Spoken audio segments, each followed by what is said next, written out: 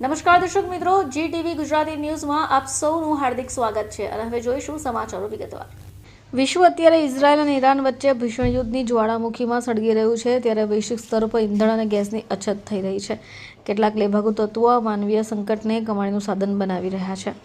સુરત જિલ્લા પોલીસની ટીમ પેટ્રોલિંગમાં હોય એ દરમિયાન બાતમી મળી કે કામરેજ તાલુકાના પરબ ગામે આવેલી ઓમ ઇન્ડસ્ટ્રીયલ એસ્ટેટમાં ગેસના બાટલાઓનું ગેરકાયદેસર વેચાણ થઈ રહ્યું છે। પોલીસે દરોડો પાડ્યો। 229 ભરેલા 153 ખાલી ગેસના બાટલા, 2 આઈસર ટેમ્પા, એક છોટા હાથી, મોપેડ, બાઇક, મોબાઈલ ફોન, રોકડા રકમ કુલ 34,18,622 રૂપિયાનો મુદ્દામાલ જપ્ત કર્યો। ખુલાસો થયો કે ગેસનો જથ્થો મહારાષ્ટ્રના પાલઘર સ્થિત કોન્ફિડન્સ પેટ્રોલિયમ ઇન્ડિયા લિમિટેડમાંથી ભરીને લાવાયો છે। બાટલાઓમાં પરબ, વિલંજા, અંકલેશ્વરના ગ્રાહકોને પહોંચાડવાના હોય, પરંતુ રામદેવ ગેસ એજન્સીના દેવાલાલ કલાલે તેના શેઠ કનૈયાલાલના કહેવાથી આ જથ્થો ડાયવર્ટ કર્યો હતો। અછતનો લાભ લઈ 900 થી 1000 રૂપિયાનો બાટલો સીધો 2350 રૂપિયામાં વેચાતો હતો। મુખ્ય સૂત્રધાર વોન્ટેડ જાહેર કરાયો છે।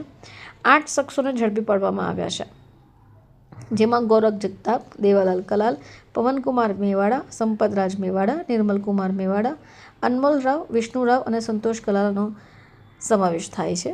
આ રેકેટનો માસ્ટરમાઇન્ડ કનૈયાલાલ ભવાલાલ કલાલ હાલ ફરાર છે। સુરત ગ્રામ્ય જિલ્લામાં રાંધણ ગેસના બાટલાઓનો ગેરકાયદેસર રીતે કાળાબજારી કરતા સંગ્રહખોરો અને વેચાણ કરતા ઈસમોને પકડવા માટે સુરત ગ્રામ્ય LCBની ટીમ પેટ્રોલિંગમાં હતી।